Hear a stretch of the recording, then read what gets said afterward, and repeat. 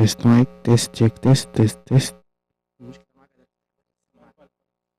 أنا بطلت اديني اي اوت اقصى اي اوت اي اوت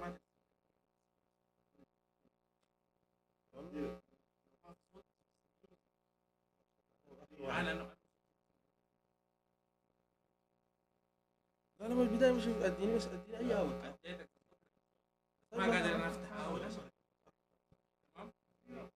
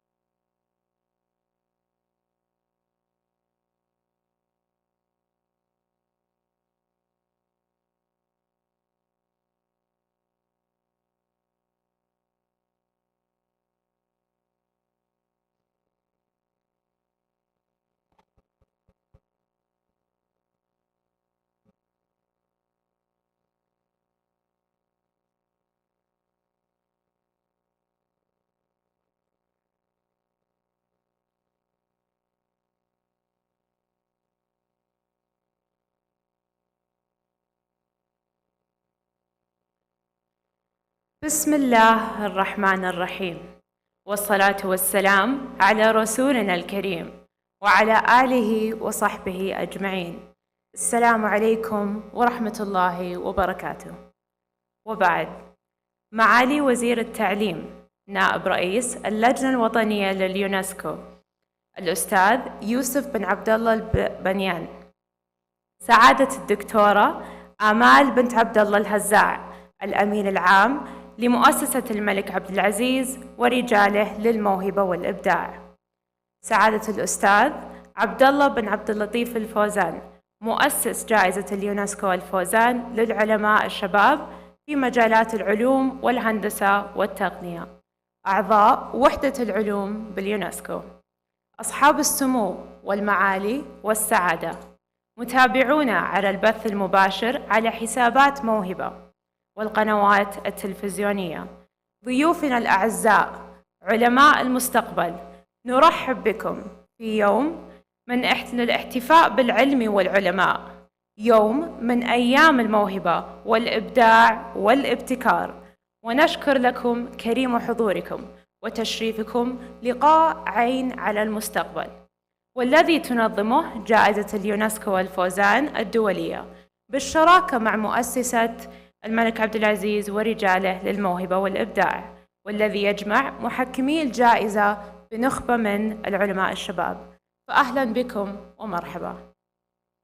ضيوفنا الكرام، يسرني أنا محدثتكم اليوم مها بنت سهير الحمود، عضو في رابطة موهبة وخريجة برامج موهبة على مدار 12 عام، خريجة جامعة واشنطن في سياتل بتخصص العلوم السياسية وبتركيز في الاقتصاد السياسي مع مرتبة الشرف.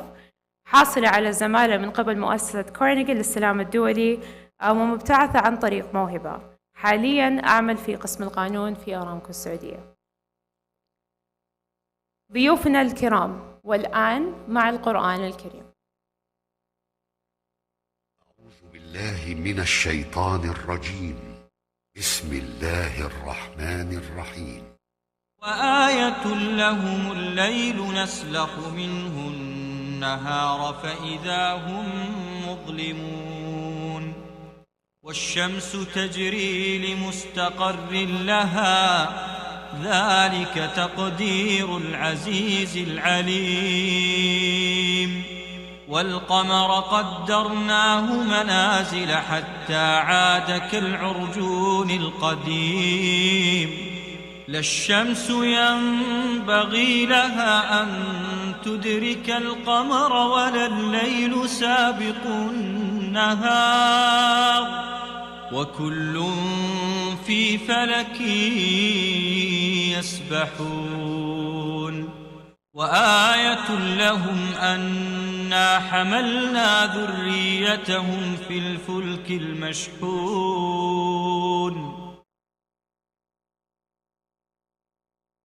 ضيوفنا الأكارم، العلماء وشباب العلماء هم النجوم المضيئة التي تستنير بها المجتمعات على اختلاف تخصصاتهم ومجالاتهم، فبهم تنهض الدول وتقوم الحضارات، وعلى عاتقهم تقع مسؤولية إيجاد الحلول المبتكرة للمشكلات والتحديات.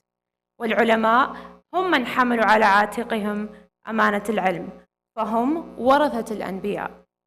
نستمع الآن إلى كلمة من شباب العلماء تلقيها نيابة عنهم غنيمة أبو حامد، عضو رابطة موهبة والمدير التنفيذي لشركة غراس لتطوير الري باستخدام تقنية النانو، وطالبة الدكتوراه في الهندسة الميكانيكية في جامعة الملك عبدالله للعلوم والتقنية. فلتتفضل.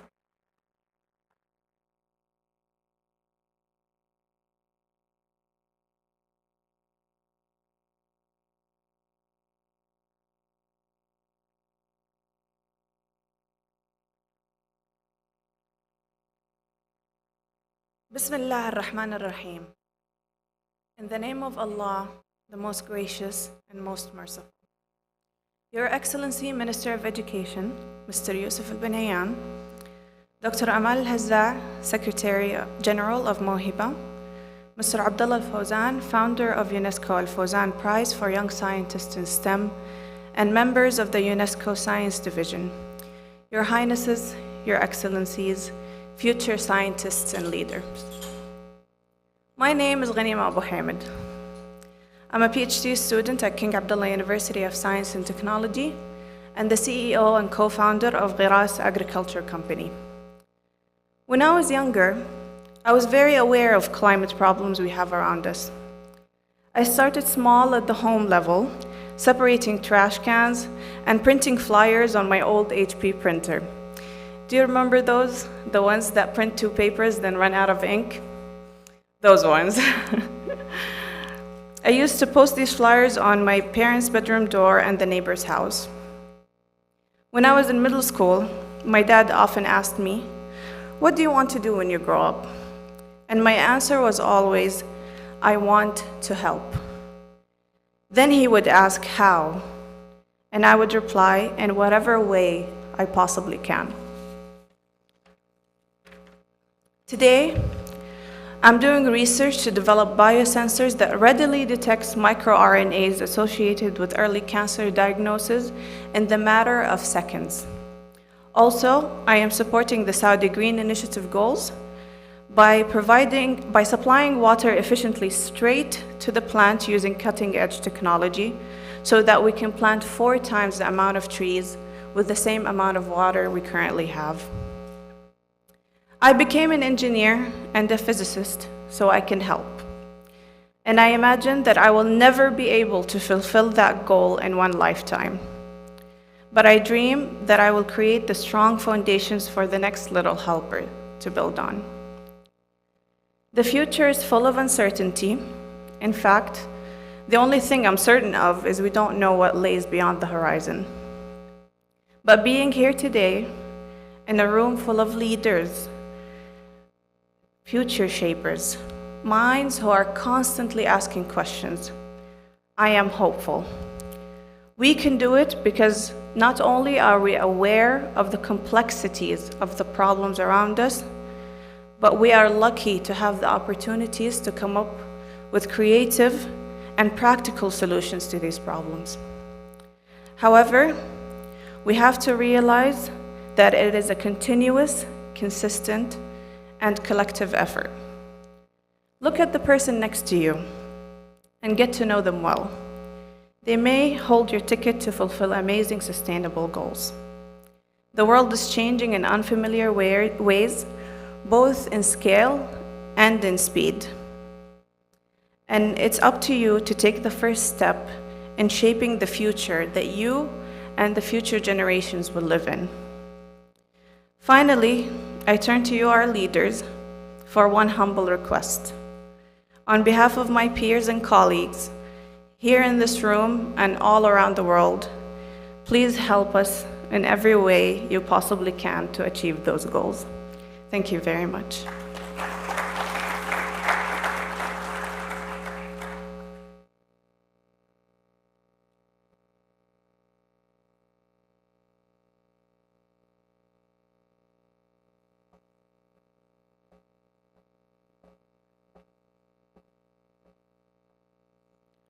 جاءت جائزة اليونسكو الفوزان الدولية لتحقيق التنمية المستدامة وتقديم حلول ابتكارية لتطوير جيل جديد من الباحثين ذوي الخبرات.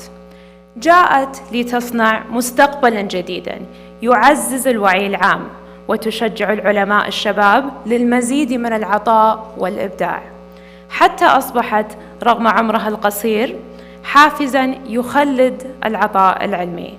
نشاهد معاً فيلم عن الجائزة وأهدافها وطموحاتها. مستهدفاتها: جائزة اليونسكو الفوزان الدولية لتشجيع العلماء والشباب في مجال العلوم والتكنولوجيا والهندسة والرياضيات، مبادرة تعد الأولى من نوعها، تعزز الأبحاث والتعليم والتعاون الدولي في مجال العلوم والتكنولوجيا والهندسة والرياضيات، لتساعد في التحول الاجتماعي والاقتصادي والتنمية على نطاق عالمي. أطلقت تلك الجائزة والتي أسسها الأستاذ عبد الله بن عبد اللطيف الفوزان. حياكم الله جميعا في يوم سعيد، ألا وهو يوم إطلاق جائزة اليونسكو الفوزان لتشجيع وتكريم علماء العالم في التخصصات الأربعة، ألا وهي العلوم والتكنولوجيا، الهندسة والرياضيات.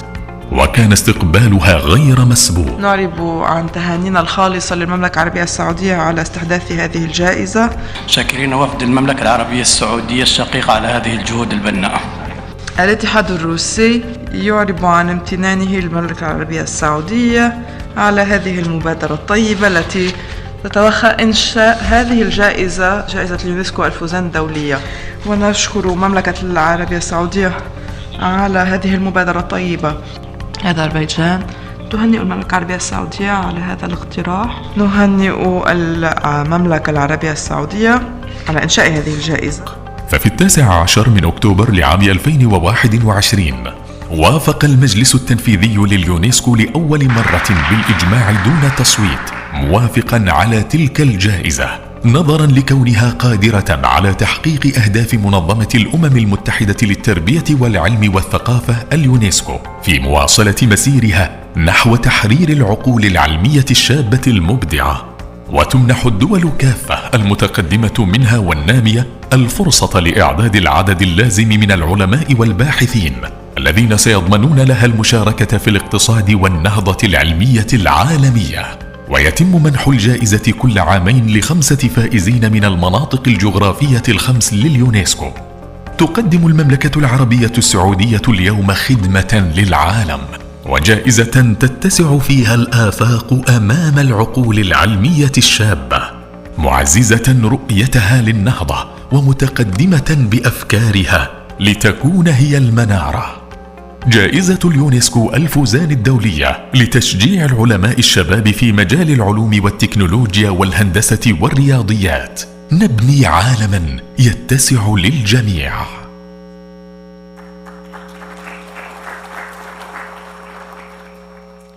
مؤسسة الملك عبد العزيز ورجاله للموهبة والإبداع، رحلة عطاء ممتدة لأكثر من عقد من الزمن، وإنجازات تعددت في الداخل وتخطت الحدود بدعم ولاة الأمر حفظهم الله، وجهد وفكر القائمين على المؤسسة، حتى صارت علامة بارزة في عالم الموهبة والإبداع عربياً وإقليمياً ودولياً. موهبة المسير والمسار والأمل والطموح في الفيلم التالي.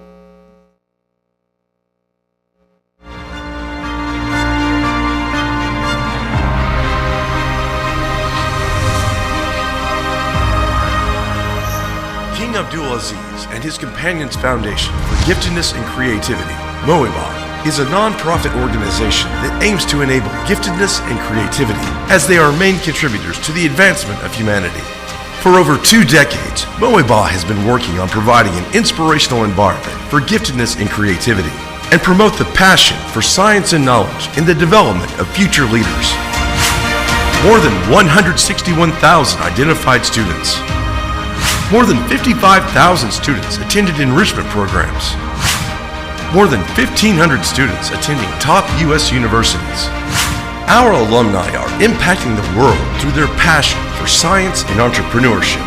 To maximize the impact of talent and creativity at the global level, Talent has highlighted Saudi Arabia's experience in discovering and nurturing talented people as a model of world-leading experiences, enhancing the talent of its international presence in collaboration with the world's most prestigious houses of expertise, believing in the importance of empowering talented and creative people from all over the world. Mohiba has achieved recognizable records in national and international competitions. 106 ISEF awards, 530 medals in international competitions, 109 special prizes given to international students in ISEF in 22 nationalities. Passion, excellence, creativity, collaboration, and trust. Our values in a great place to work. Mohiba, where you belong.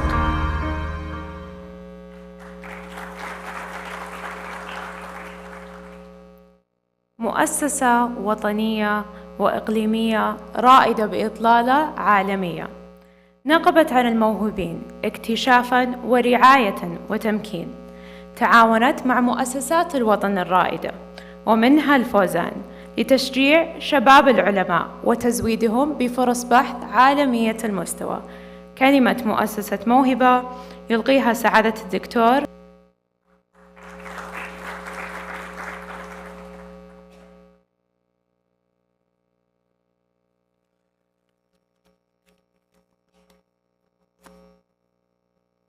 بسم الله الرحمن الرحيم. معالي وزير التعليم نائب رئيس اللجنة الوطنية لليونسكو، سعادة الأمين العام لمؤسسة الملك عبد العزيز ورجاله للموهبة والإبداع دكتورة أمال الهزاع، الأستاذ عبد الله الفوزان مؤسس جائزة اليونسكو الفوزان لدعم الشباب في مجالات العلوم والتقنية والصحة، أصحاب السعادة في وحدة العلوم في وحدة العلوم باليونسكو، أصحاب السمو والمعالي والسعادة والضيوف الأكارم، أعزائي أعضاء رابطة موهبة، أهلا وسهلا ومرحبا بكم في بيتكم موهبة تحت قبة موهبة.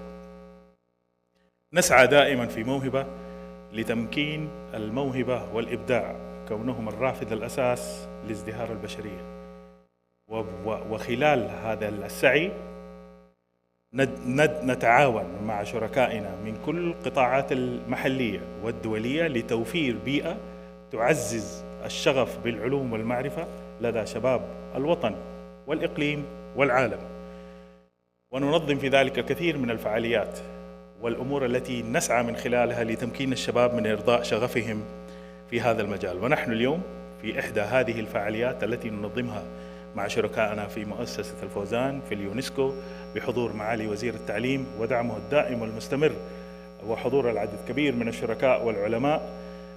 والهدف هو واحد: نحن هنا من أجلكم، من أجل الموهوبين، تمكين الشباب ليكونوا منارة للعلم والمعرفة وقادة المستقبل إن شاء الله. أعزائي أعضاء الرابطة، أعزائي وعزيزاتي أعضاء الرابطة والحضور، لقاؤنا اليوم فرصة ذهبية للوقوف على خبرات عالمية دولية لعلماء أحرز بعضهم جائزة نوبل وبعضهم أحرز جوائز دولية كثيرة، من ضمنهم أيضا العالمة السعودية المعروفة الدكتورة غادة المطيري. فرصة للحوار والنقاش. سنفتخر حقيقة بأعضاء رابطة موهبة الذين سيديرون الحوار والذين يحضرون وجميع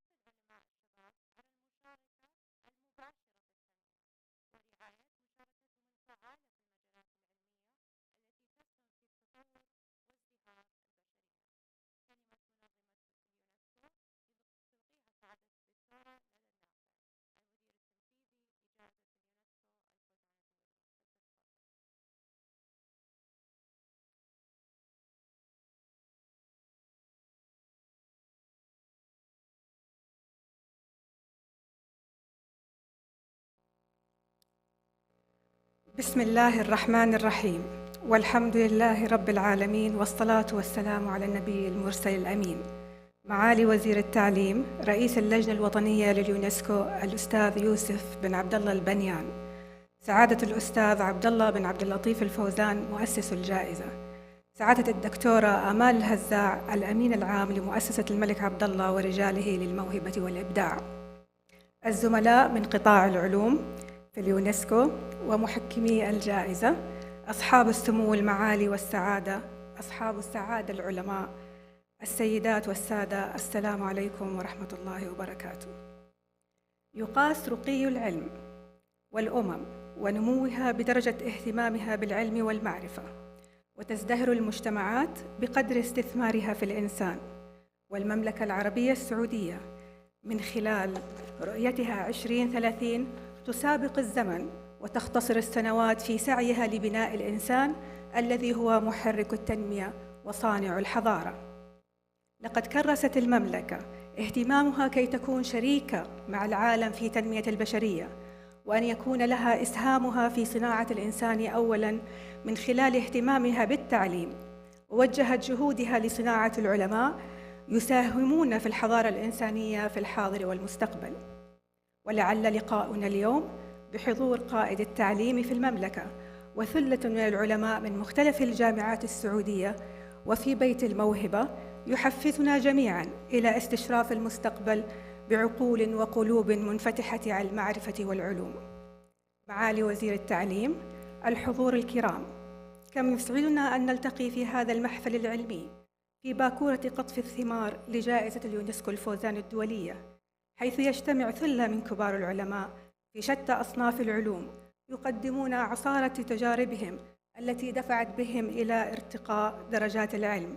فلا إنجاز دون مثابرة وصبر، ولا معرفة دون بحث ودرس، وهو الأمر الذي حفز الأستاذ عبد الله الفوزان لتأسيس جائزة تعنى بالبحث والتجارب العلمية في مجالات العلوم والتقنية والهندسة والرياضيات STEM، وتركز بشكل خاص على العلماء الشباب من كافة قارات العالم.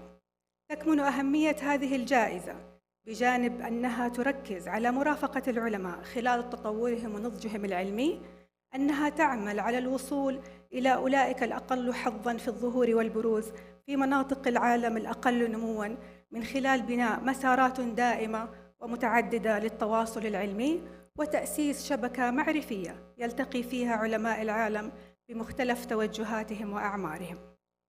المستقبل يخبئ كثير من التحولات التي يجب أن تستعد لها البشرية وتسلح لها كافة إمكاناتها العلمية، وتطمح جائزة اليونسكو الفوزان أن تكون أحد المحركات العلمية التي تساهم في جعل المستقبل أفضل. وختاماً، لا يسعني إلا أن أشكر لمعاليكم هذا الدعم غير المستغرب، وأشكر لمؤسس الجائزة تطلعه الواسع والمنفتح إلى المستقبل. والشكر موصول لمؤسسة الملك عبد العزيز ورجاله للموهبة والإبداع، ولمحكمي الجائزة والزملاء من قطاع العلوم في اليونسكو. شكري وامتناني على تجشمهم العناء والحضور إلى الرياض. كما أشكركم جميعاً على مشاركتنا هذا المحفل العلمي، والسلام عليكم ورحمة الله وبركاته.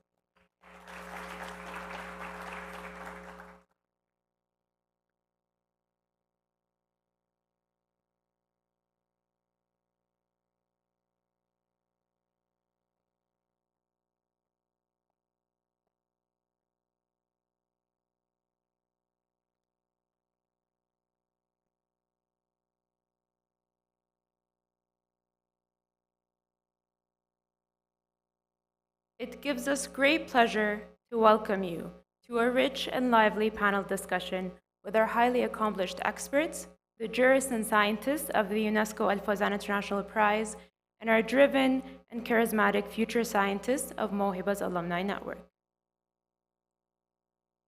First, I'd like to invite our moderators to the stage. Starting with Abdurrahman Al-Fawzan, Mu'adh Abu Aisha, and Fatma Al-Ali. Please welcome our moderators to the stage.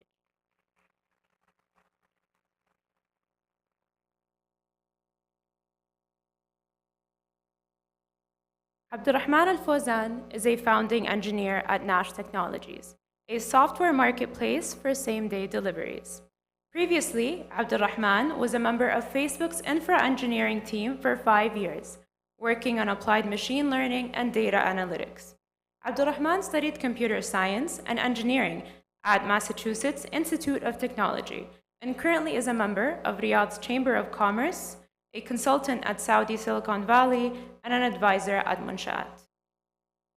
The next moderator is Mu'adh Abu Aisha. Mu'adh is a co-founder and CEO of 3D for Medical and Space Innovative Solutions, and a surgical engineer with over a decade of experience in the field of additive manufacturing and personalized medicine.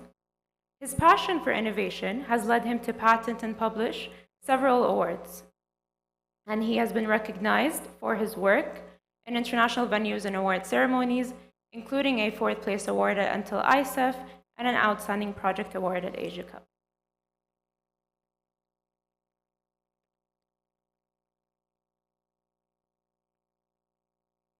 Finally, our third moderator is Fatma Al-Ali. Fatma Al-Ali is currently a petroleum engineer at Saudi Aramco with outstanding experience in data analytics, reservoir engineering, and operations management. She holds a Bachelor of Petroleum and Natural Gas Engineering and a minor in Italian Language and Culture from Penn State University, and a Master's in Management from Prince Mohammed bin Salman College. Please join us in watching a short introduction about our distinguished scientists and their achievements.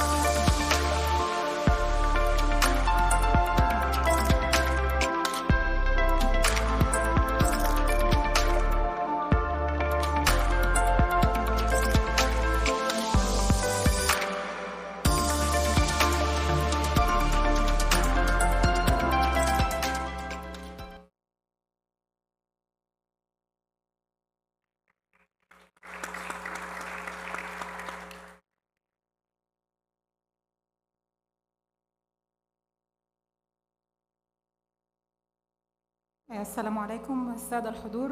أنا أمل قصري من اليونسكو. أهلا بكم جميعا. أنا بس حبيت أعتذر لحضراتكم عن وجود دكتورة غادة المطيري.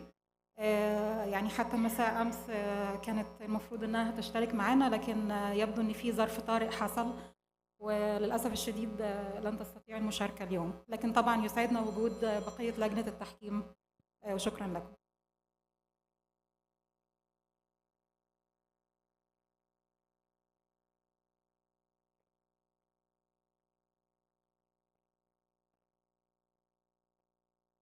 Please join us in welcoming our international jurists and scientists to the stage. Please give them a big round of applause.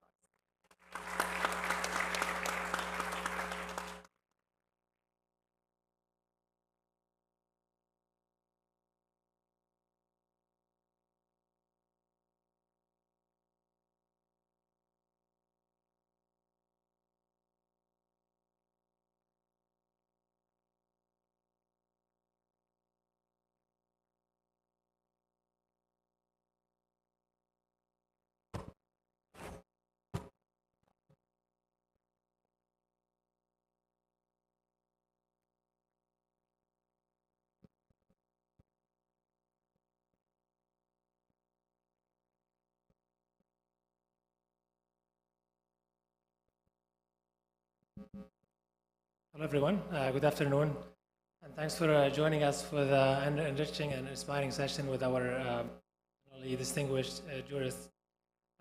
My name is Abdurrahman, one of Mohiba's alumni. I'm going to be joined today with two of my colleagues, Muad and will help me today in engaging us with an interactive discussion with our distinguished jurists. First of all, thanks for flying all the way to Riyadh. I hope it's been an interesting experience so far. As part of Mohiba's ambitions and goals is always to inspire the new and young generation of scientists, including us and a lot of other potential scientists who are watching us live. Given all of us, three of us, spent some good time yesterday actually reading through your backgrounds, so we're quite impressed of what you have achieved, and we're more interested in how you achieved it. So we're going to go through a few rounds of questions to inquire about your achievements, how you got there, your challenges, and interesting stories that you can reflect on that could inspire us and inspire a new generation of scientists. I'm going to begin with you, Dr. Vajda. So my background is in computer science, and interestingly, in my last year in school at MIT, I ended up doing research in the Earth and Atmospheric Science Institute, which is very distinct than my background in computer science. But what drew me to it was the abundance of data and the data analytical capabilities that can be augmented to fields like data, atmospheric and earth and hydrology field. So we'd just like to hear from you a bit in the beginning. How did you build your background? How did you get your background in earth sciences and hydrology, and what triggered your passion to do your research there? Thank you so much. Thank you everyone.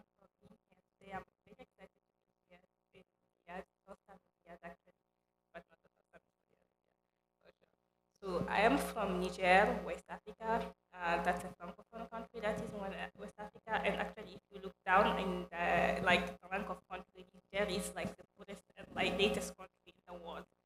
So I grew up there, and I did all my high school there. I grew up in a city called Zender, and Zender is the second largest city of Niger. Zender used to be the capital city of Niger, and in 1926, the French people say that we cannot have life in Zender because Zender has no water.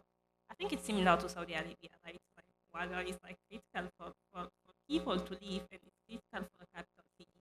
So they actually moved the capital city from Zender to Niamey, close to the river. So it's in the middle of nowhere, no rivers, no lakes, nothing. And I grew up there, and when I grew up, until today, we have a lot of water issues in Zender. And it's so the city is really back in time. So I grew up with a lot of water scarcity issues around me. So when I grew up, I was like, okay, I'm going to study water, because for me, water is a critical thing. So coming from Niger, back in Zender, we didn't have any university. I finished high school in 2008, And yeah, we didn't have any university in my city. The nearest university was like 1,000 kilometers from my city. So I had to go either to the capital city, Niamey, to study or like to go abroad. So the government of Niger has some kind of scholarship to go abroad. So I got one of those scholarships to go abroad and study earth science, because if you want to study water, water is part of the earth, so you have to start with the earth. Actually, I study earth and universe science for my bachelor, so trying to capture like what's going on, where the earth is in the universe, and then understanding the earth system. And after that, I got another scholarship to go to France, because after like studying the water, the earth and the universe, I wanted to go down to the water to be able to understand how water works. So I moved to France for my master's and PhD, thanks to like scholarship also coming from government. And then after that, I got interested in water. Today I work for NASA Goddard Space Flight Center in Greenbelt, Maryland, in the US. And I basically use NASA satellite data and mathematical model to be able to understand water resources around the Earth. So it's all started for me trying to understand what's going on in Zender. But I have worked like to understand water resources like in Africa, Asia, Europe, and also the United States.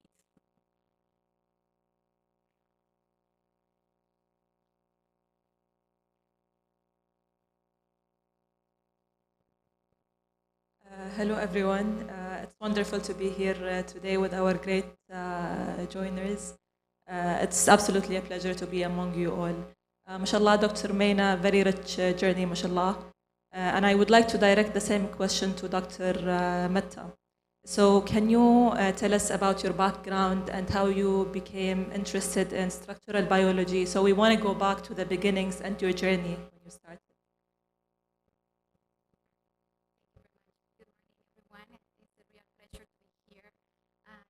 Had the opportunity to talk to you. Well, yeah, my name is Edna Mata. I'm originally from Colombia. I studied chemistry. But how everything started was, well, I always a curious child. Asking around questions. And I have to say, it was very important for me that my family supported my curiosity. Every time that I asked something, they were kind of responding in a very complete manner, not in a simple manner. So I kind of grasped and in my elementary school, I was fascinated with math. It was very good. I was good at math. But then when I went to high school, it was chemistry, the one that caught my attention. And I was good at it too. So I said, when I grow up, I could study chemistry. But I thought, and actually I was confused because I thought because I like math and chemistry, the best career could be in chemical engineer. So I went for chemical engineer. But then when I started, it was a lot of math, a lot of physics. I said, oh my God, and there were no chemists. There were no chemistry for the first 2 or 3 years. And I was more drawn, more fascinated for the chemistry. So I said, no, this is definitely not what I want. So I started talking around with different teachers, for people around the university to talk to them what could be a good fit for me. So actually, that's one of the points that I found first, what was this big gap in the region was that there was no professional career support. There was no this kind of support activities, for instance, such as the one that you are being receiving here. And I think that this is important for you to find your passion and your career along. So after speaking with some of the teachers around, they showed me that there was a career in chemistry as a science, where I was surrounded by chemistry classes. So I went and looked for that, and I was able, since I passed the exam for the university and I was already a chemical engineer, I was able to do the transfer to chemistry as a science, as a basic science. And I was fascinated. The first year there were 4 chemistry, inorganic chemistry, theoretical chemistry, fundamental chemistry, multi-chemistry, like I was happy. So it is important as well when you are developing your career and you feel that you're looking for this is not exactly what you are looking for. Is try to look in yourself. What do you want? What do you want to follow? What are your real passion? I think that this is very important for you to have motivation and to advance in your career. So now I'm going in my career in chemistry, and then I realized that all the chemistries that I like organic chemistry and biochemistry, and those are the ones that I focus on when I wanted to do my master. I went to Mexico to do my master in biochemistry. I looked for universities in Spanish because at the moment I didn't know English. So I looked for opportunities and fellowships, and I was able to move to Mexico. I did a master there. And then in Mexico, I worked in the structure. It was my first time working in the structural biology. I was working with the structure of proteins. And then I discovered the importance of our proteins in our body, and how when a protein is not functioning properly, that's what leads to disease. So I found the potential of, okay, this is my goal. I would like to be able to understand diseases, and why not to be able to develop therapy to help our people. And with this idea in mind, and studying English, and that's, again, another thing that I find in my career, that English is very important, and something that I advise now to our kids and youth in Colombia, is that they need to focus in that language as well. It's very important to be able to advance in different fields in science.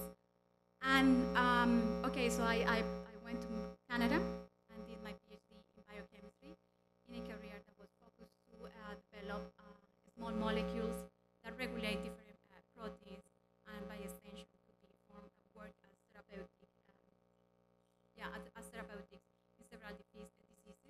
I focused on cancer, and during my postdoc, I was doing some neurological diseases as well. So this is my professional path, and thank you. Thank you so much. That was an amazing journey. I'm always fascinated about the beginnings. Beginnings, it's a crazy tiny, but it affects the whole trajectory of everything. It's like you're throwing something in space, but you notch it a little bit, and it will go to interesting direction to predict the whole future. So that's why I'm actually directing the question to you, Professor, because I think you falling in love with astrophysics, it's been, I believe there is something that made you actually choose and be very interested in that field. And I will follow up with another question. Have you ever expected in your life to win the Nobel Prize? Thank you for the question. I must and I would like to really thank you for this invitation. So I think it's an opportunity really to address people that are willing to do something for science. Science is very, very critical for the future of society for plenty of reasons that we may want to talk later on. Now, how I ended up as a scientist? Well, I think I'm born a scientist. What common language for any scientist in the world is this extreme curiosity that never stops. And I'm born curious like everybody, and I managed to value and to nurture this curiosity. So I got lucky. I got lucky to be born in a country which is Switzerland, which offers free educations and very good education to everybody. So gifted student can develop the gift, and I was gifted for rational thinking, mathematics, logics, and mental picture, and I didn't know what to do, essentially. Maybe I was too gifted a little bit. I didn't really strive at the lower level. I may have a bit what's called right now some kind of this bit of a syndrome, as when you have difficulty to interact with people, and this is very common, mainly met into physics and mathematics people. But I went to physics because I thought that's the only thing that didn't really need any choice. I could do that because, okay, I don't know what to do, let's do physics, and it looks to be just so generic, so I just like it. And while doing physics, I realized I really fall in love about that.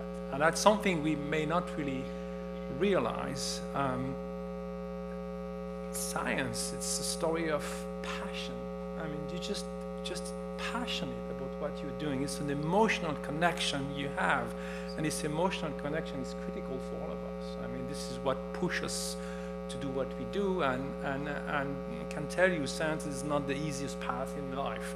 Trying to find out the mystery of the universe in general sense is the most difficult things you can imagine, because there is tricks everywhere. And essentially, you are spending your life failing every day.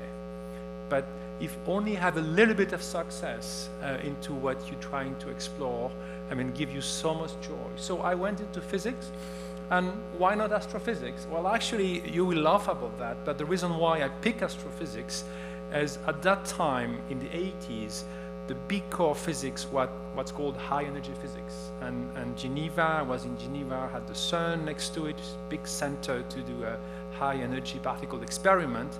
I was very interested by this because there was really the big physics going on. And then there were also astrophysics, black holes, beginning of the universe. Everybody just loved that stories. And as a student, I loved it.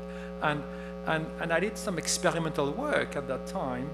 One of them was into a basement to play with a detector, high energy physics. The other one, I had the chance to go to the top of a mountain to do an experimental setup with a telescope.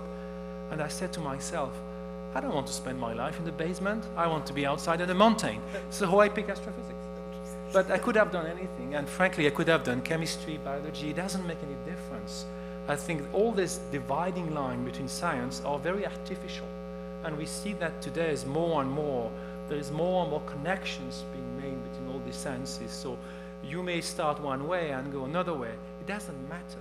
What does matter is the vision you have, and then maybe the passion or the interest you're trying to develop.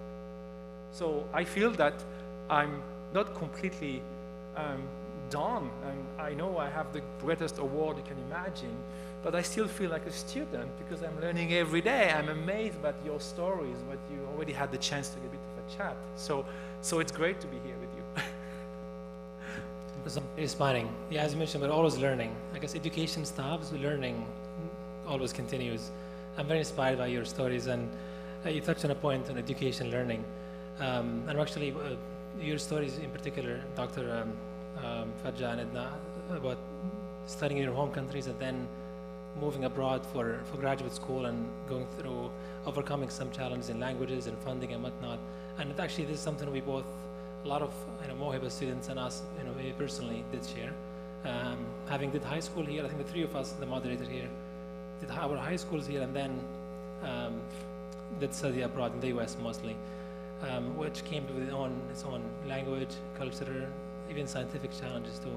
So maybe I will direct a question to you, Fajja, but maybe tell us a bit more about your story and just reflections on what kind of challenges did you see as a young scientist when you knew yourself in your high school and college? You knew you want to pursue for education, you had a drive and a passion, but then becomes a question of feasibility and the mechanics of actually studying and finding an opportunity. What makes a good scientist, and what makes a scientist determined to overcome these challenges, to go and study abroad, overcome whatever they comes across?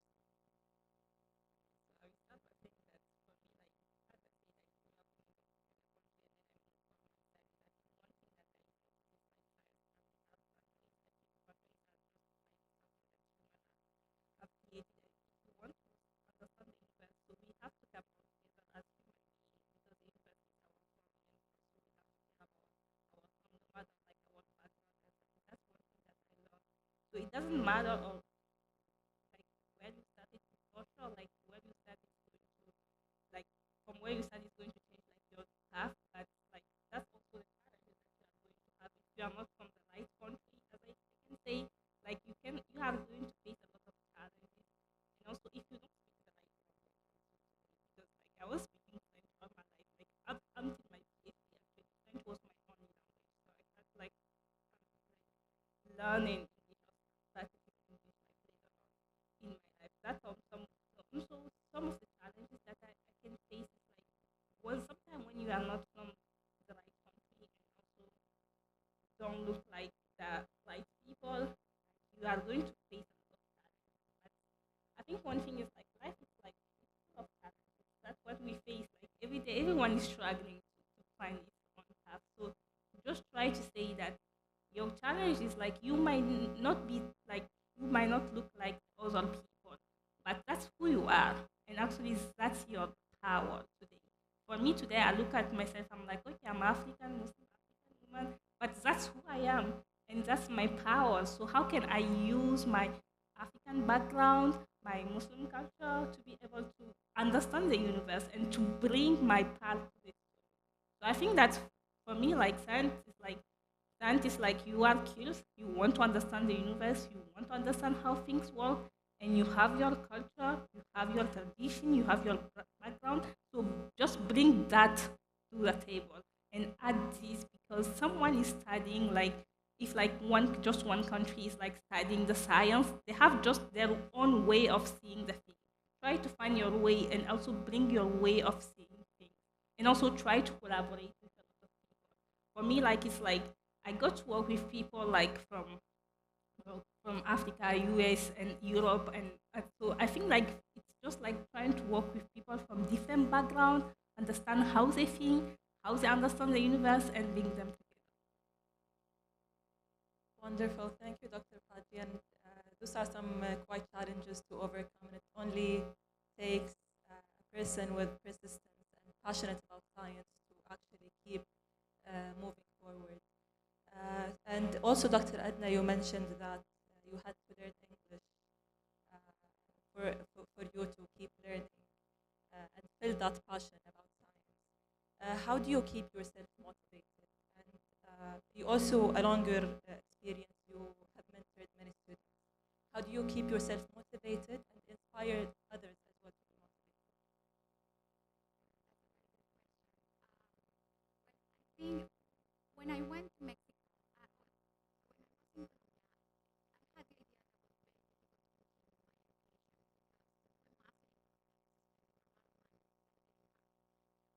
when I went to Mexico,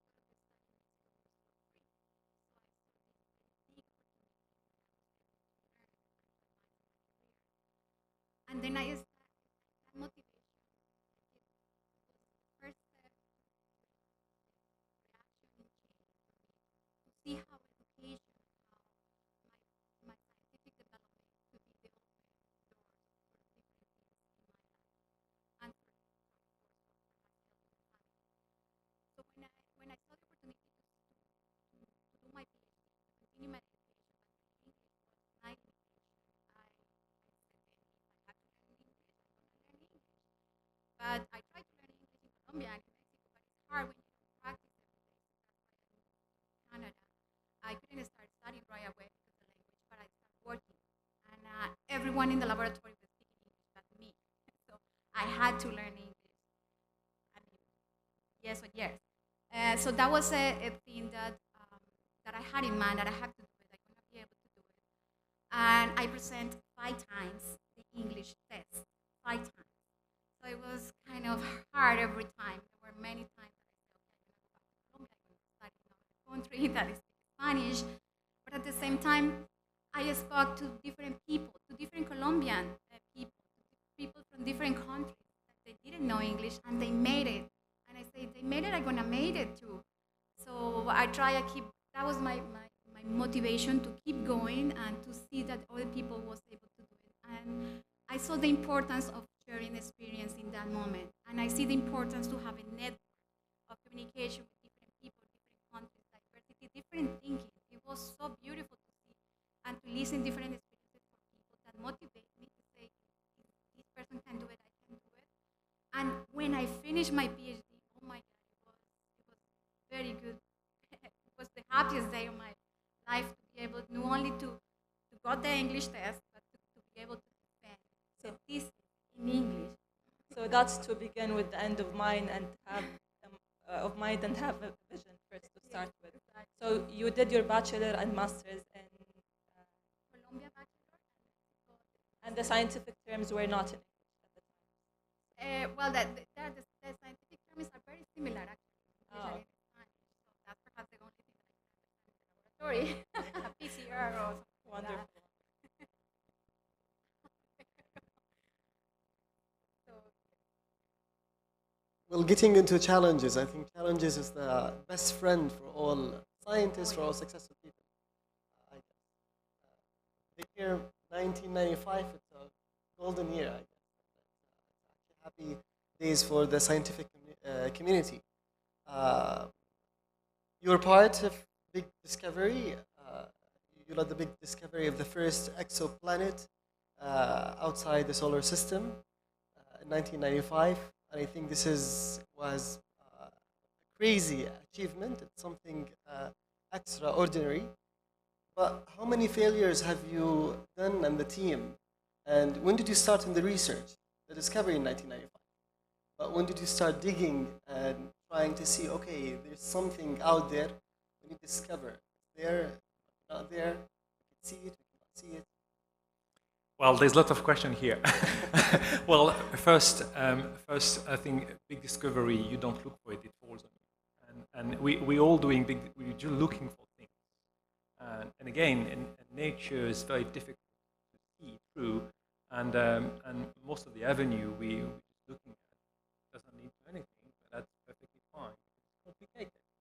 So we don't look for it, we all look for it, but of course it's falls on you. It was difficult actually to need to handle for a couple of years because it was so big, it was too big essentially that a lot of people challenged it. It was a very difficult time. No, I'm enjoying it because time has passed and there's no plenty of other planets, and that's kind of common field of research. But in my days, that was really difficult. But the failure aspect is interesting. You know, when you're a scientist, you do things because you think you have to do it, because you feel inside you have to do it. You're very curious, passionate when you want to do it. Whether you achieve it, doesn't matter, because any time you do something, you go to the next. And I always be moving to the next. I never stop at any point. I still feeling that I have to do so much is ahead of me. So I don't really feel this idea of achieving or not achieving something. It may be seen from the outside perspective, but from the inside perspective, I'm just in the boat. I'm just running the boat. I'm just doing it because I feel I have the gift. And I think this gift, you have it or you don't have it. Some people are better in math, some people are better in painting. So we just have to accept this reality. But I think what we have to do is, once we have acknowledged and understood what we can do, we really have to develop and nurture that. That's a kind of a task which is given to us from the society perspective. Especially the society is investing into you, helping you to get educated and to give you the tools to do new things. No, we have to realize something about science, I think, about failing and what you mentioned, failure of science.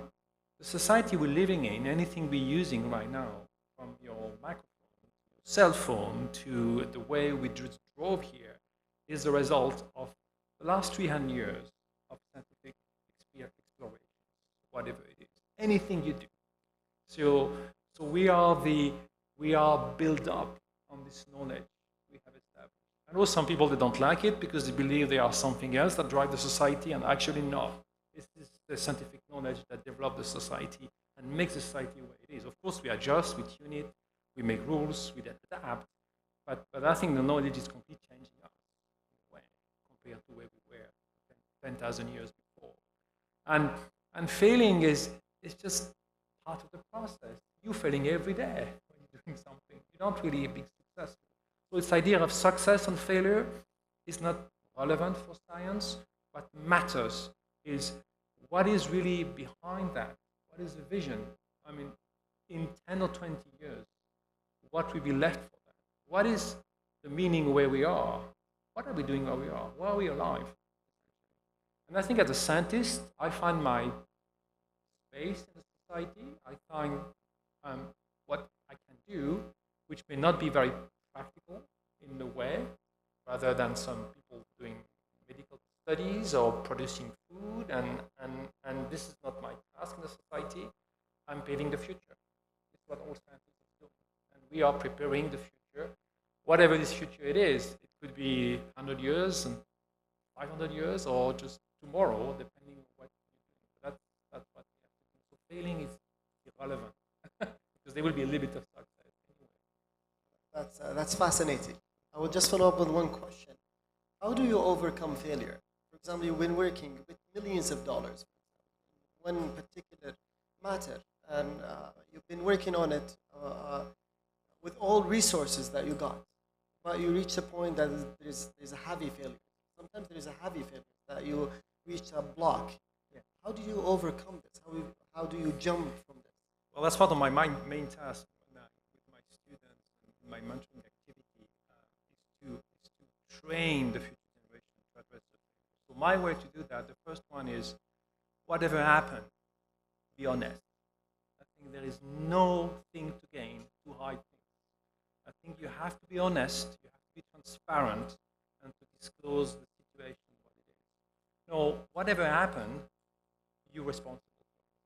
So even if there are plenty of reasons why you may be failing it, you have to feel responsible in the sense that you have to think what you did that produced it. Maybe just a tiny bit, because most of it is not under your control, but still. And the reason why you have to do that is to overcome it. Because if you say, okay, it happened because of this that I could have done differently, then you learn, and then maybe you don't make the same mistake again. So you have to really adopt this kind of a very pragmatic approach of failure, and then you also have to explain, and that's why I'm taking my chance to explain it. I think failing is part of the scientific process. So if you start counting the beans and say, oh, we don't have the return we want, which they are tendencies in some funding agencies these days, you're failing in the vision of the science. Think about people doing things and breakthrough discoveries. How much of this was predicted? How much would you predict that when Einstein is writing his equations of general relativity, on the rational thinking of the beauty, connecting the time with space, is going to lead to something which you call GPS in your phone? So this is what it is. So if you don't accept this, I think you have misunderstood what science is. And science has always been supported by big fundings or philanthropic activities or nationwide, statewide, for that reason. Because it's difficult to anticipate exactly what's going to be out of it. But on the long term, if you don't spend, I think, the time, the energy, and bring the mechanism.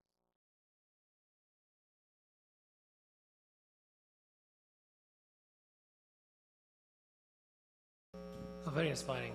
I'm actually coming from a startup and entrepreneurial background. I think the emphasis on failure and retrying is definitely an essential one. And also there's emphasis on, fail fast and cheap, so you can try again and come back again. It's always it's going to take you many failures to achieve a success. And I guess this concept is very much applicable in whether it's a startup or a science research or a business or whatnot. But definitely an inspiring point. I'm going to shift discussion a little bit. I think there is something special about our lifetime. For us as young scientists, but also as you are distinguished guests, which is the rise of big data analytics and supercomputing tools. So prior to the startup I'm at now, I spent 5 years at Facebook in the data infra organization. In particular, actually, I was working on an open source tool called Apache Spark, which I ended up meeting other scientists from CERN and even Berkeley. Berkeley actually was where the Spark team was started.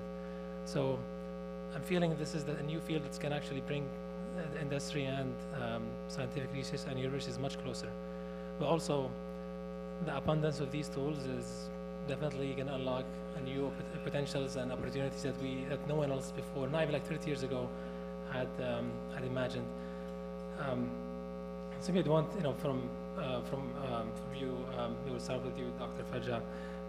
Maybe shed the light on how the big data tools or supercomputing technologies have advanced the field of hydrology, and what could it do for our generation of science making that it was not available, just a decade or so ago. So thank you for the question. That's actually one of the reasons I moved from Italy actually to the US. It was high performance computing. So during my PhD, I was trying to find ways of solving an equation that is describing how water flows in the soil. And so that equation is highly it takes time to solve the equations. So if you think about like a soil, like like a land, a big land like Saudi Arabia, like 2 million square kilometers. So if you want to do it, like it's going to take a lot of time. And we want to do it a lot, like to see how when we have rainfall, how the water is going to go to the soil, how this is going to recharge groundwater, or how this is going to flow through the rivers. Even if like we try to find ways of solving equation that's not going to take time, it does take a lot of time. And if you think about the Earth, that's like just a country, but if you think about the Earth, it's so big. So the use of high-performance computing was very critical to my research. So I just woke up one day, I'm like, okay, like where do we have like the best high-performance computer in the world? I got like Berkeley.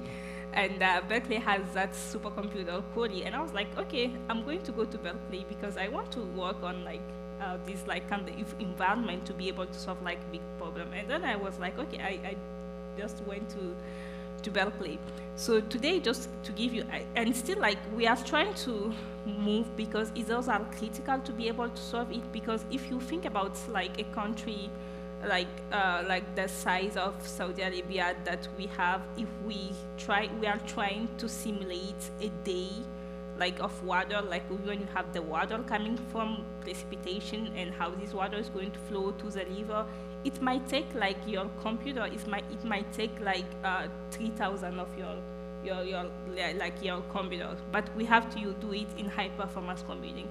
And still today we are still struggling to do it like on global scale. So I think that's like we have made some advancement for sure, and it's becoming even better. And we are, because like the way that the high performance computing is increasing, we can go small scale and see what's happening at the scale of your home, or like a scale of your garden or something like that. So that's something, that the power that we have today, high performance computing, is being able to do those simulations at fine scale, both in time and space. So that's one thing, and I hope that like in the future, I cannot even imagine like in the future when we'll have those big computers that are going to allow us to do amazing things, how we are going to understand our Earth. It's going to be incredible. And the other thing that I wanted to say is like also like high performance computing is like, as you say, is like, and big data is something that is going to increase, because right now we struggle like in earth science with data. Like we don't have a lot of data, even like precipitation, like rainfall, like how are you measuring it? We have satellites that measure those kind of variables, but it's not like continuous, and also sometimes satellites have kind of like uncertainties and things.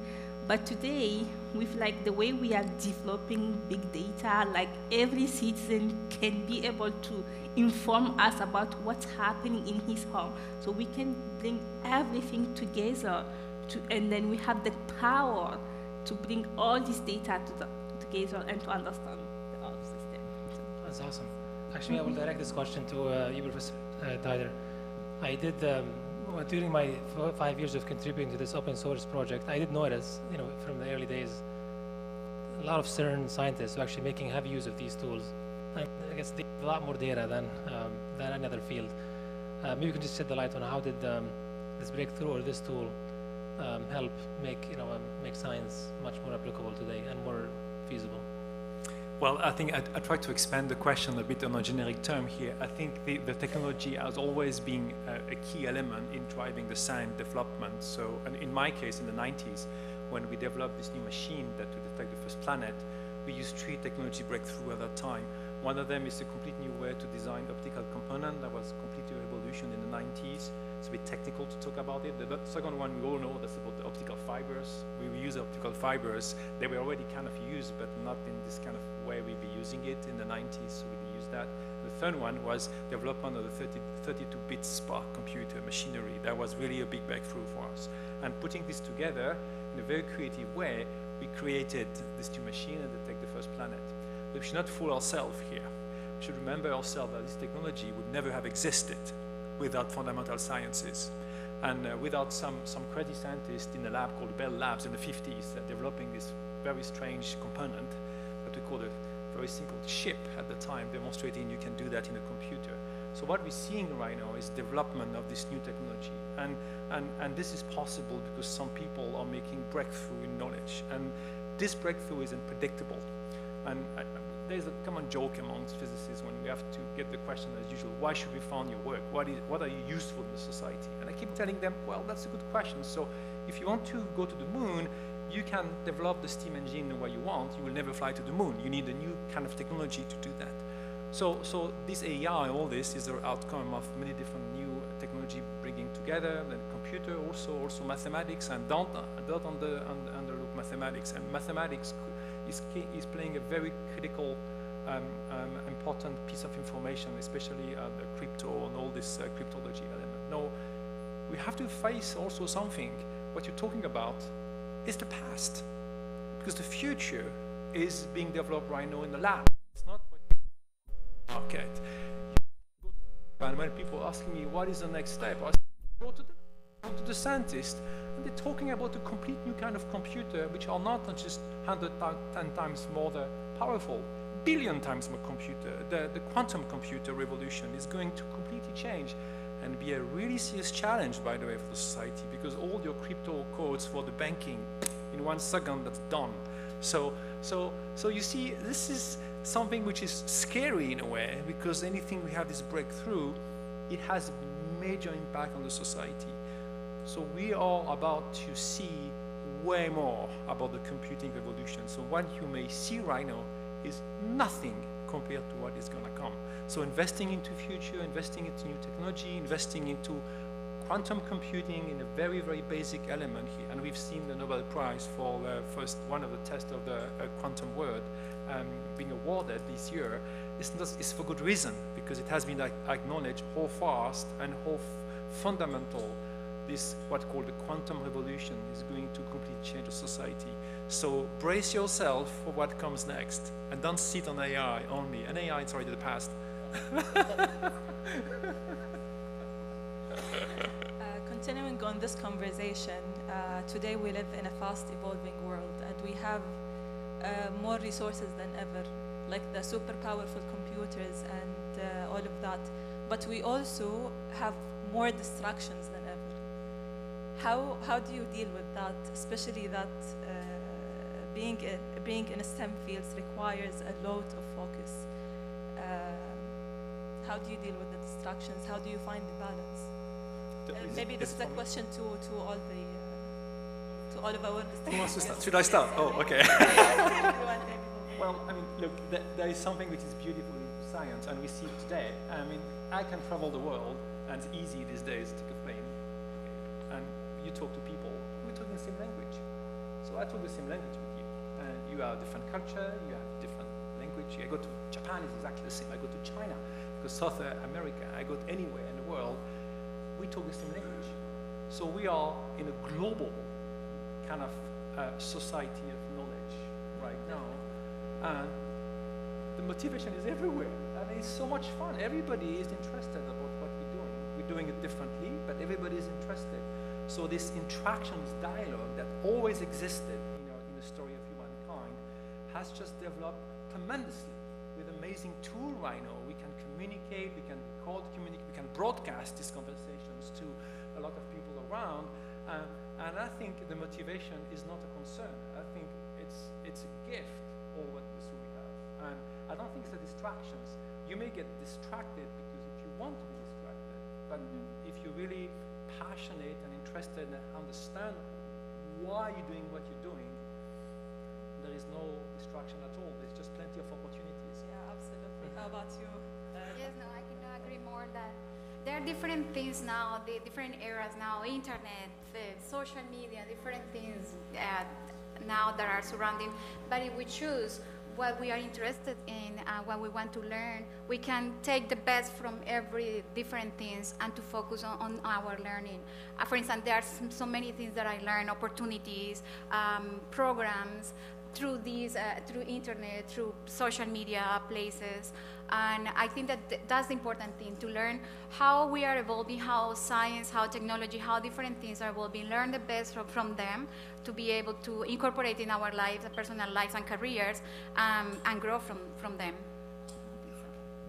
Yeah, I would say it's like how see those things or how you use those, because like I'm in my 30s, so it's like social media generation, Instagram generation. I love Instagram for sure. I also post a lot of pictures of Instagram for my travels because yeah, we have opportunities as scientists to travel around the world to see people and also to chat them on Instagram, but it depends on how you use those social media, right? I made a lot of great connections like science-wise on Instagram because you'll find incredible scientists sharing their journey, and sometimes it's like so inspiring, like being on social media and see the journey, or like on Twitter you'll find a lot of great scientists there sharing their journey and like what they are doing, so you can find it like a scientist, you can say, ah yeah, they are doing those things. And also for like Twitter, for me, it's like just to be on top of like the science, because all the people that I'm following are going to share the latest paper, like, or they are going to the conference, so it really depends on how you use social media. And today, like, those tools are incredible for us. Like, look at like audiobooks that we have. Like, I can be like sitting doing my code and listening to a book. Think about like even like probably 30 years ago, someone can do it. He has to sit. I can cook and listen to audiobooks. So I just keep learning, right? So I think we have amazing tools today, podcasts, all those things. It really depends on how we use it. And if we use it very well, it could be like a very source of inspiration for us. Yeah, so it's a matter of choice to choose to focus or to move along with that distraction. Thank you. Thank you. I think in that matter, there's a lot of people reaching a point and they say, okay, that's enough. What's behind this point? Because a lot of people maybe live in the bubble of accomplishment, and then after that, what to do? Professor Kuliz, I would maybe direct a question to you. After winning Nobel Prize in 2019 in physics, so what's your life before and what's your life after? There's a change? Well, the next morning. Well, there's some change, practical change, and I'm get more often invited in such a kind of event, which is fine, which I'm happy to do. But practically, no, it doesn't change anything, because again, I never look at the future really myself.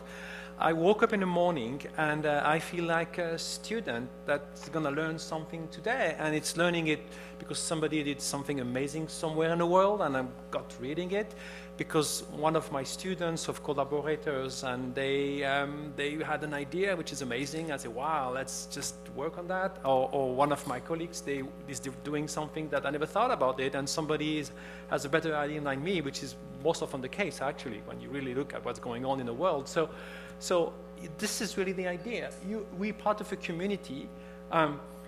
We build, when you think about the past and how much knowledge we inherited from the past and how much knowledge will be ahead of us.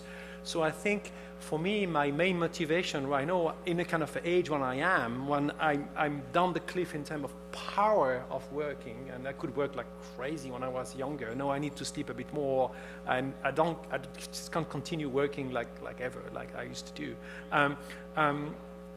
But I can do a lot by helping new generations to achieve, and I can convince some agencies, some philanthropic activity to support these young people. And this is the reason why I'm here, by the way. This fantastic opportunity, this UNESCO prize, to stimulate and to promote science on a global scale, which has to be the case, and science is global.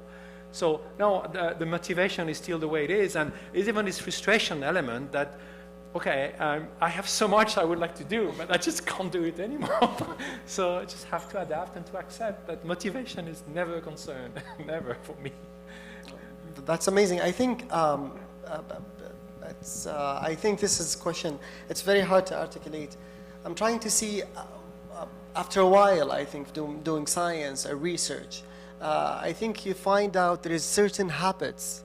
That's a secret recipe. It's universal. It's not personalized for each person.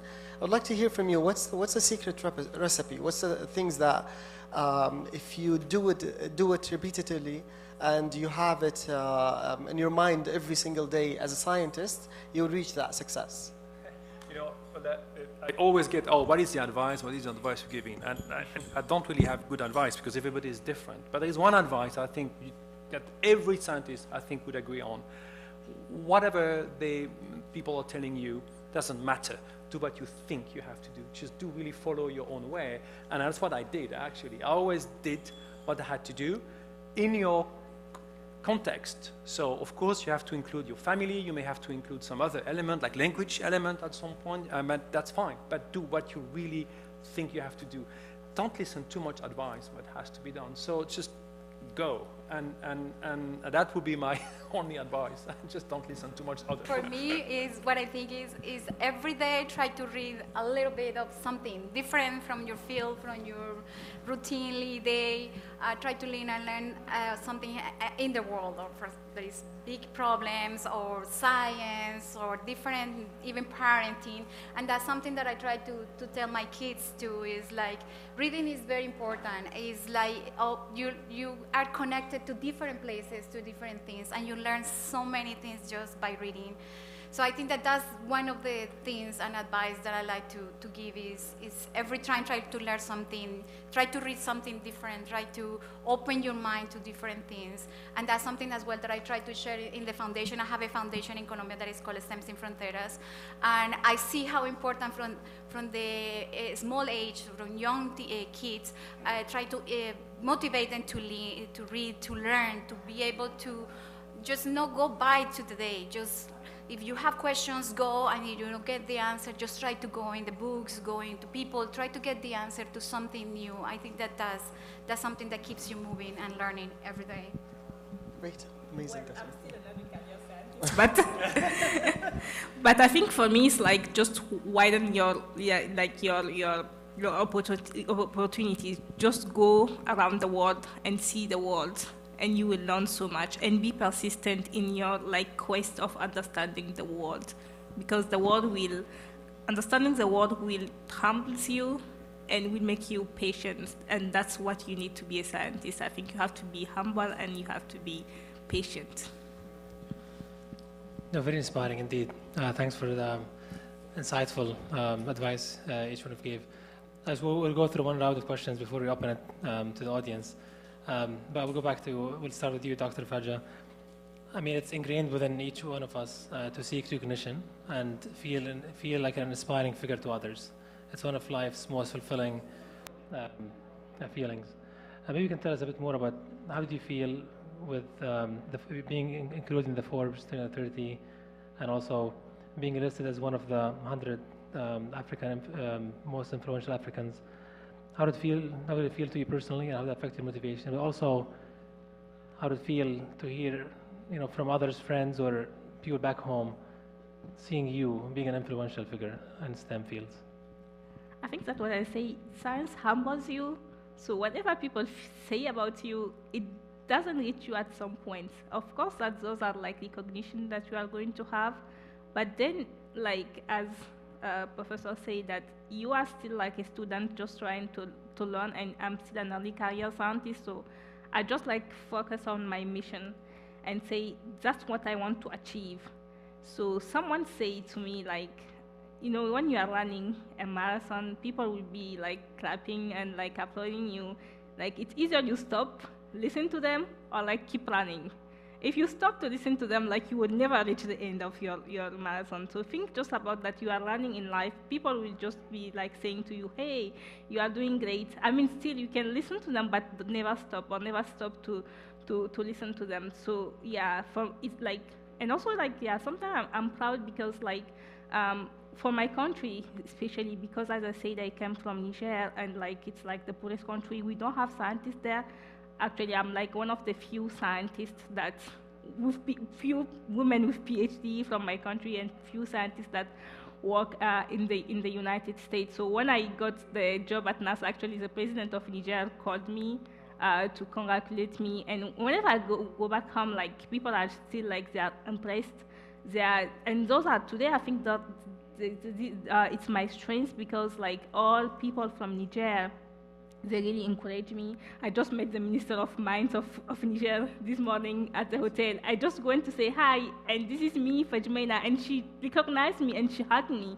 And also that's those things that keep me working and say that I need to do more for my country.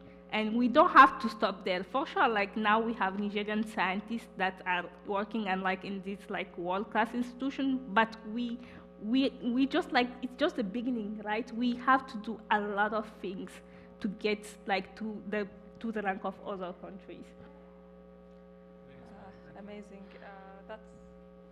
That's very inspiring.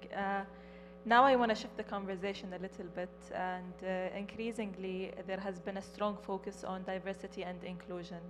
Dr. Edna, you're known to be the founder for STEM Sans Fronteras, or Engineers, or STEM Without Borders, and also the co-founder of Immigrant and International Women in Science. Can you tell us more about these foundations, the goal of the foundations, and the impact that they leave? Absolutely. Yeah, so how things started is when I had to face different challenges during my personal and professional life. I saw the importance of experience sharing and communicating with different people that we can identify ourselves and perhaps to solve some problems. Then we came together, different women in Canada, to form the IWS network, which is Immigrant and International Women in Science. And what we do there is to get together different immigrant women in science in Canada and to share our experience, this difficulty finding a job, difficulty with the language, or difficulty, I don't know, learning how to navigate the system, how to integrate to society. When we go to a new country, we have different barriers, how to integrate to the work labor, to the society is sometimes complicated if you don't know the people, you don't know the culture. So people that, for instance, have been living in Canada 16 years already, so we know how to navigate. So when newcomers come to Canada, for us is very rewarding to be able to help them, at least with some information, how to move in education, where to find fellowships, what requirements are for university, things like that, so we can make a little bit easier their part. I think that's very rewarding for us when we see that somehow we will be able to impact somebody's life, a women's life is very important.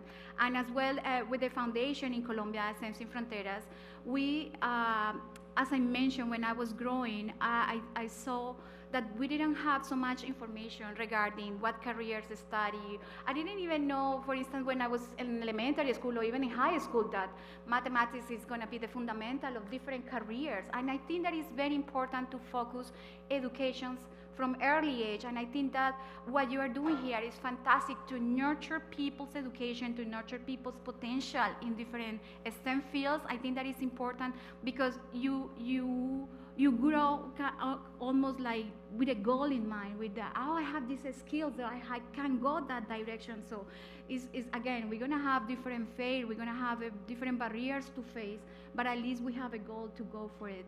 And that's what we try to do with kids in the rural areas of Colombia. They don't have many opportunities. Actually, there is a lack of quality education in Colombia, and mostly in the less privileged regions, such as the rural areas and some indigenous communities there. So while we go there, and actually this started as a family thing, because I am a chemist, my sister is a microbiologist, my brother is a mathematician, so we say, okay, we have this experience, this knowledge that we can share. There is a need, it's a population in need of knowledge, quality education, then we can do something. We started in 2008, the three of us, and then now we have a board of 7 people from different cities that are working even out of Canada, out of Colombia. And we work in a volunteer basis. It's just a commitment that we have with society. And we have 12 volunteers now. We are growing with the schools that we are impacting there. And the best reward for this is to see kids, how their curiosity in science is fascinating. And actually this called me to an experience that we have when we started a pilot in Colombia. Well, I was hidden in this place. I went to a school and I talked to the teacher and I said, I'm going to hide here. And then you go to the students and you're going to ask them to imagine. They were elementary students. You're going to ask the students to imagine a scientist. And then you're going to ask them to draw a scientist. And then I'm going to show up and surprise, this is a scientist. And yes, they did that. But when I show up, they were so disappointed that I said, "What? Are you a scientist?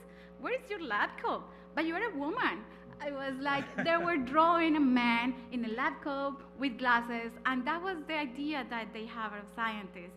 So and it was very bad that they were disappointed, but at the same time, it was very good to show them that everyone can be a scientist, that of course you have to have the passion, but in addition for me to be a scientist, I am a woman, of course, I am a mom, I am a daughter, I come from a very small city in my country, and I was able to make it. So I think that builds up into the feminine or female role model or female idea that they can have of a scientist. And I think that that's very important, because we need now a lot of women in different fields, a lot of leaders in the STEM field.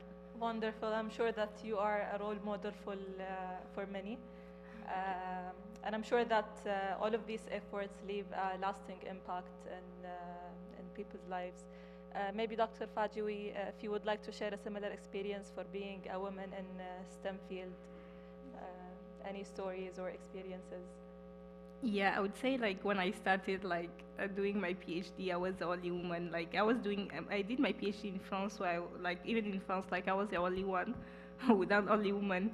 But I have been I think to find very supportive mentors, even from the men side, that those are the men that were really supporting the women, and they really wanted to see women like me in science, and they really helped me a lot, and they still help me. And I think today, for us to be able to have a diverse and inclusive STEM workforce, I think we need the help of men scientists. Those people are the ones that are controlling science today. They have the power. Yes. So I think a lot of work has to come from them. And they have to support young scientists, young women scientists, and say that those are the people that need to work. So I think that for me, it's you have to have their back somehow. I'm still thinking about exoplanet, and I need to get as much as I can. My question, Professor, was what do you think after the discovery of exoplanet, the research will go? What's the direction for the research in the future? And how does it impact our understanding of our place in the universe? Well, I think that globally, when you do fundamental research, it's extremely difficult to predict what the society or what the humankind is going to do with that. I was giving the example of Einstein 100 years ago, and you can keep on, and the people bombarding atoms and trying to understand the law of atoms at the CERN, high energy physics. What is the impact on our society? Well, when they started the quantum physics in the 30s, it was so awkward, so bizarre. Well, tomorrow there will be quantum computers. So, you don't really know. So we, in a way, by detecting planet, have opened a window on the universe, demonstrating that we are ones amongst many. What the society would do with that, that's not me to decide. It will be on the future generations, but it's clearly interesting already to realize that there are plenty of planets, and some of them are quite different than us. And then it also opened another window of the universe. It's dealing with the question of life. I think we have understood quite a lot about matter in a general sense. It includes chemistry, anything, and matter is kind of well understood. Well, still, 90% of the structure of the universe is not understood, but at least we understand 10%, kind of. But when you think about life, well, we understand how to, I think, to help people living longer. Certainly, we have a big understanding of the functioning of our organism and life in a general sense. But what about the beginning of life? What about how do you make life? Can I go to a scientist and, could you make life in your lab? We have not a single idea how to do that. So actually life is one of these big mystery right now in science, and there's a lot of interest behind this. And I think we have certainly pushed this development, having so many planets when you can have development of life, certainly push that. And when you think about that, really, in terms of human perspective on the universe, why do we have life? I mean, universe, okay, you understand matter, time, space, but why matter, time, and space drives to life one day? Why is it this? In the chemistry, do you have life as a kind of many of the output that has to come? We have the right recipes here. And we don't understand that. I think it's quite fascinating on that. And then when you push back, and that's what all this is starting, all this was being pushed by the exoplanet discoveries, is when you think about life, then people start to think about, oh, but are they like us? And then how do we, how do we identify maybe another civilization and so on? And then you open a completely new chapter here into science, which is falling into the chapter of consciousness. I think we, amongst the living organism on Earth, we are amongst the very few, if not the only one, having this consciousness element of the universe. We are the same foundations that a tree, the functioning of a tree, the basic units is exactly the same than us. There's no difference. We are part of an alive organism globally onto the planet. But what makes us aware of the universe is consciousness element. And I think on that we know nothing. Maybe AI will help a little bit on that and quantum computing in the futures, but I think we are really at zero level here. So this is what the exoplanet has made in a way for society. It has opened up all these fields and pushing them to the forefront and having stimulated a new generation of scientists trying to say, oh, maybe I can do something on that. And this is my little bit of piece of help for the future of the society that I can identify right now. But I have no idea what next will be done with all what's done. It's amazing, amazing. It's like you're giving keys to the doors that are never invented yet. So essentially, that's the way. You know, science is, if I have to explain to somebody that doesn't understand anything about science, I tell them, well, it's big, like you have a big mystery behind the wall. You are on the other side of the wall, of course. You don't see it. Whatever, it's paintings or anything. It's just a beautiful piece of art. And you want to see it. You cannot open the door. It's impossible. But you can drill holes. So, and what makes a difference between a scientist and another one and the one that gets the Nobel Prize is where you drill the hole and how big is the hole. But we're all drilling holes in the door. And at the end, eventually, we should understand the big picture. Or maybe it's so complicated that we will never be able to understand. Or maybe we don't deserve it. Fascinating. Awesome, yeah. Speaking of holes, speaking of holes, it reminds me of the movie Interstellar. You must have watched. Yeah, it's a wonderful artistic rendering of an interesting astrophysical concepts. Also, this movie Dune, exploring life on other planets. But none of this conversation is making me work. And I would like to open the floor for. We'll take one or two questions from our audience before we go on a group photo. So. Anyone, if you here in the audience, is still curious for inspiration?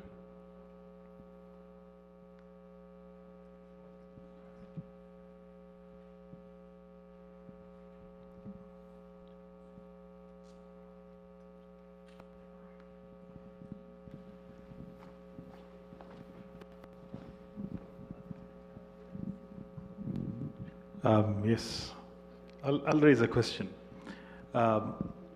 Professor, what do you think? Do you think that our vision, the limits of our visions and the limits of our hearing abilities, we hear only certain frequencies and we can view certain frequencies in electromagnetic waves. Is that preventing us from recognizing other life forms present around us without feeling or hearing or sensing them?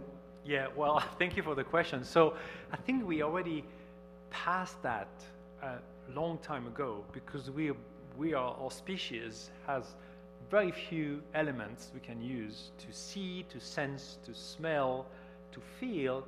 But what is just amazing, and we have not completely really, understood the full potential of the brain. And I think our brain has invented or push back the concept of reality way beyond these elements. Mathematics. I mean, mathematics is this super extensions of the capabilities of perception of the world. Mathematics has no limit into for a number of dimensions, anything. So in terms of what we can see, I think we don't see very much, but we can design machinery that can see way more, microscope, or a machine that is going to tell you what is inside of the atom, a machine that is going to hear the vibration of the black hole, or being able to combine any different kind of information coming from the universe together into a meaningful element. So we can grab amazingly complex concept already. I'm not saying that we will be able to identify anything, but we have quite an amazing tools already. Now, there is another element in physics, which is the physics is the same in this place, outside this place, on Mars, on other galaxies, and the very far end of the universe. There's no difference, same physics. The chemistry is also the same in here, on Mars, and all these different places. So the basic understanding here is, what do we mean by having something which is alive in terms of elements? So if you stick to chemistry and the carbon chemistry, there is a good chance that we may be able to understand part of it. Whether we will recognize and see it, I don't really know, but look, we have seen so much. We understand the foundation of an atom, something that was thought 1,000 years ago by the Greek philosopher. It's just unbelievable we can do that. So why not detecting life on another planet? Just a matter of time. Oh, amazing. Well, I guess I'm always more curious, but as time passes, curiosity just increases. We'll take the last question, maybe from the lady here.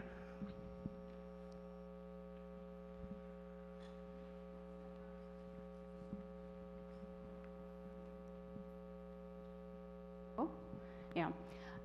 At the beginning, I would like to thank you for this incredible conversation, that it's full of great ideas and a lot of inspiring experiences. What I understand so far as talented people who are leading lots of different fields in technologies and computer and mathematics, that I think one of the most important things that we need to consider is to think about the transferable skills and the soft skills that talented or gifted people need to have.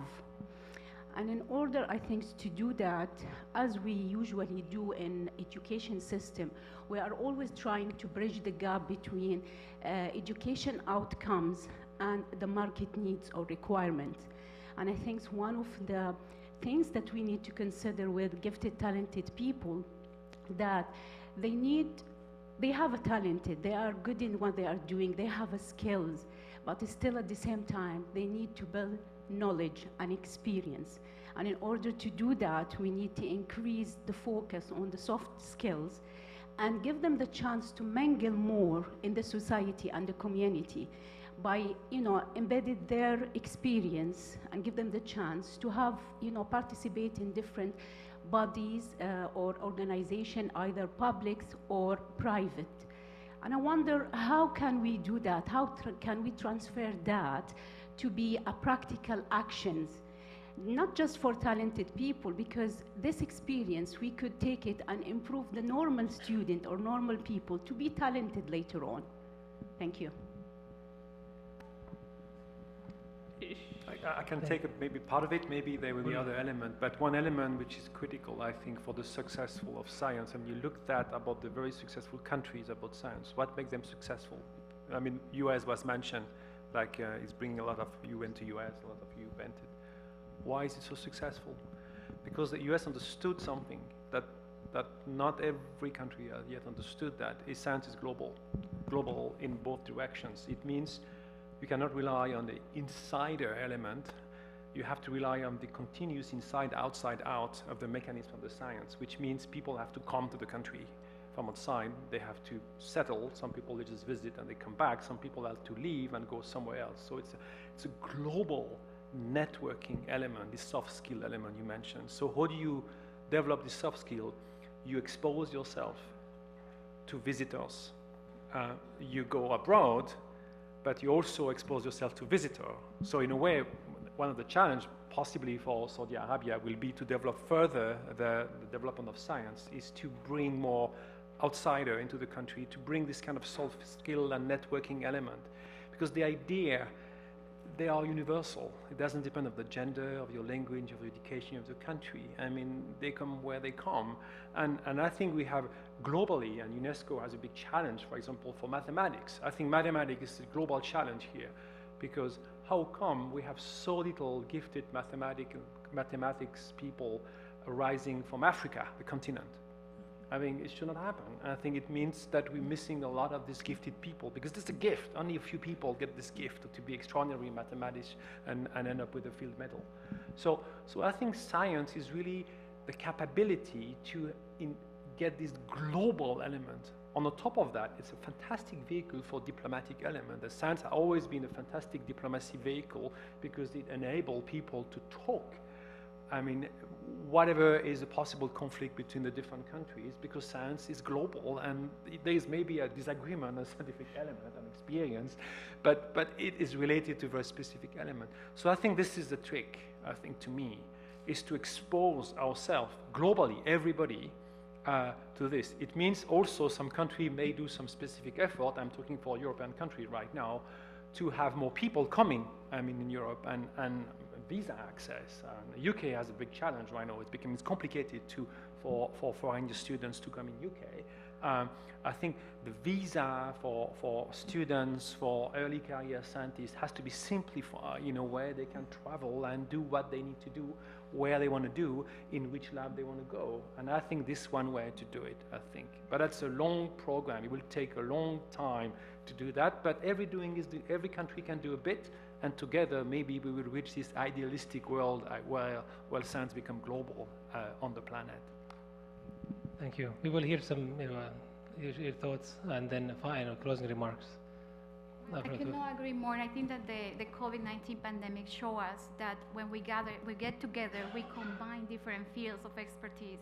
We are able to move forward faster, to be able to get out of crisis, although COVID is still out there, but still we were able to find solutions, to find a vaccine, to find the science behind, to be able to analyze the epidemiology of the pandemic, to be able to mitigate the risk and to take measures to be able to save lives, let's say so. So it definitely open the borders to integrate science, technology, engineering, mathematics. It's very important not to to make compartments of each field, but to integrate them, to find solutions, to find the gap, and to find solutions. And I would say from organizations like we are here today, is like creating these opportunities for the students to be able to integrate with different ecosystems, like the academics, the industry, with the co-founders that are here, to teaching people. I think that education is very important too. So to be able for the students to be able to integrate and have these opportunities, and for the students to expose. Don't be afraid, don't be shy, because the more you expose, the more questions you ask, the more you gain information and you are able to navigate. Awesome, thank you. Final thoughts, Dr. Fajr? In addition to what they said, I would say also that we need to split the job. Like, we want today scientists to be everything, like scientists, humanitarian, like the scientists can do all those things, but not all scientists can do the same. Like, it's completely okay to have a scientist that is like working 24/7 in his lab. But that's why we need to have science communicator, science educator, people that do outreach activities. So they can go and talk to those scientists and try to understand what they do and also explain it to the public. So I think splitting the job can really help. And we can see like how sometimes, like even for me, like if I try to explain to a public like what I do, I can do it because you have to go to learn how to expose yourself and also how to understand how to communicate with the public. But a science communicator will do better than me.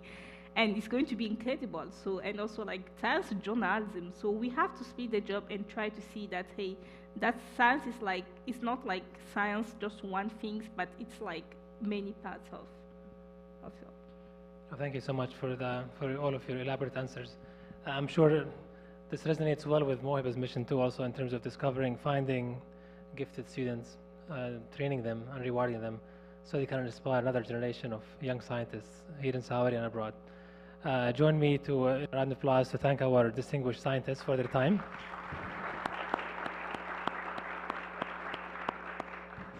And on behalf of our viewers online, they're thankful for your time, and I definitely am sure they're feeling more inspired and motivated that we heard of all of you. Next, we'll do a group photo before we head out for lunch. And I'm sure some of you have questions. I do, all of us do. We can continue our casual conversations over lunch. So, go ahead.